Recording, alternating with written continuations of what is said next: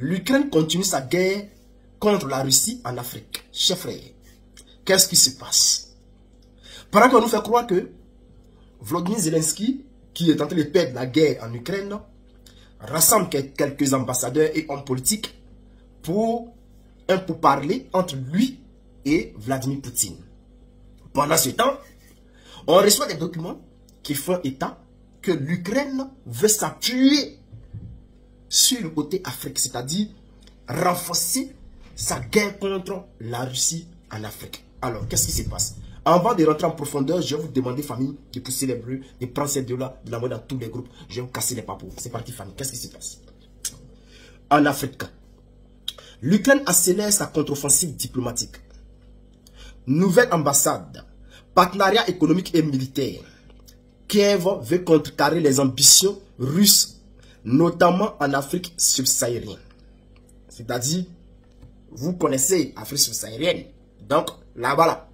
Et là, ils veulent aller contrecarrer les ambitions russes. C'est-à-dire, Vladimir Poutine qui avait décidé de faire tomber les néocolons de l'Afrique subsaharienne.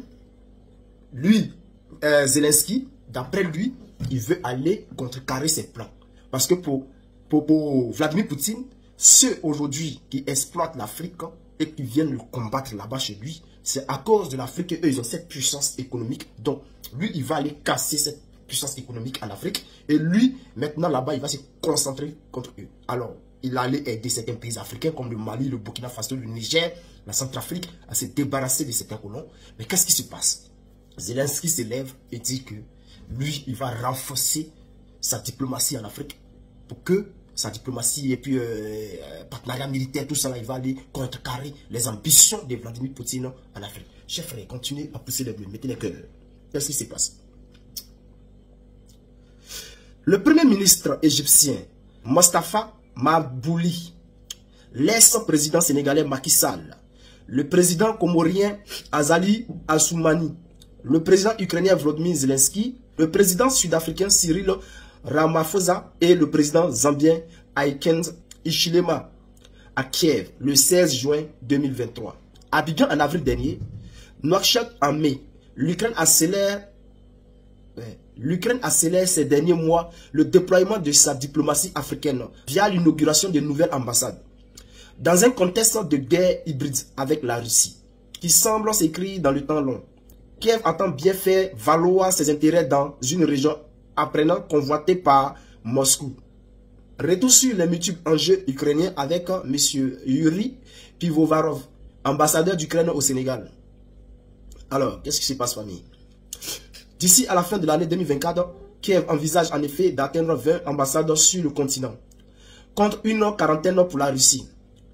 Concernant la Côte d'Ivoire, Abidjan abritait jusqu'alors une représentation consulaire ukrainienne. La création d'une ambassade témoigne du renforcement des relations entre les deux pays. Un constat appuyé par M. Pivovarov, qui confirme également qu'un ambassadeur permanent ainsi qu'un conseiller économique, ils seront nommés avant la fin de l'année. Donc, chers frères, pour ceux qui veulent combattre la Russie en Afrique, le gouvernement d'Alassane Draman Ouattara fait partie parce qu'aujourd'hui, il ne parle plus.